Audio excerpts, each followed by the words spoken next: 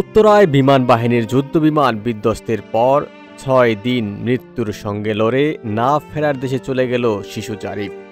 শনিবার সকালে জাতীয় বার্ন ও প্লাস্টিক সার্জারি ইনস্টিটিউটের নিবিড় পরিচর্যা কেন্দ্রে মারা যায় সে। তার মৃত্যুর বিষয়টি নিশ্চিত করেছেন জাতীয় বার্ন ও প্লাস্টিক সার্জারি ইনস্টিটিউটের আবাসিক চিকিৎসক ডাক্তার শাওন বিন রহমান।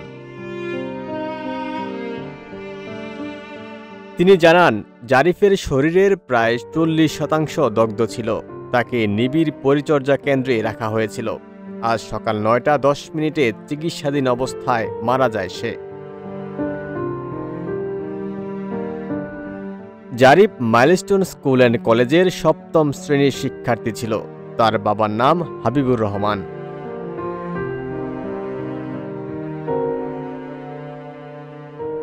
এর আগে শুক্রবার সকালে ও দুপুরে বার্ন ইনস্টিটিউটে চিকিৎসাধীন অবস্থায় আরও ২ শিক্ষার্থী আইমান ও মাকিন মারা যায়। আইমানের শরীরের ৪৫% এবং মাকিনের শরীরের ৭০% দগ্ধ ছিল।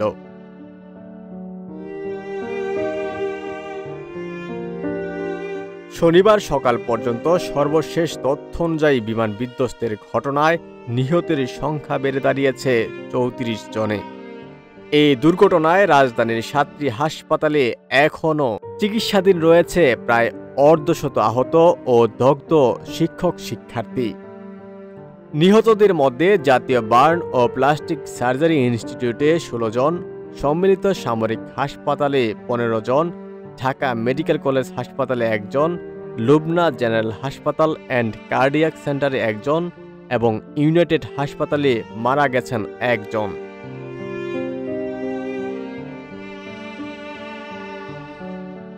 গত ২১ জুলাই দুপুরে উত্তরায় মাইলস্টোন স্কুল অ্যান্ড কলেজে বিধ্বস্ত হয় বিমান বাহিনীর একটি প্রশিক্ষণ যুদ্ধবিমান।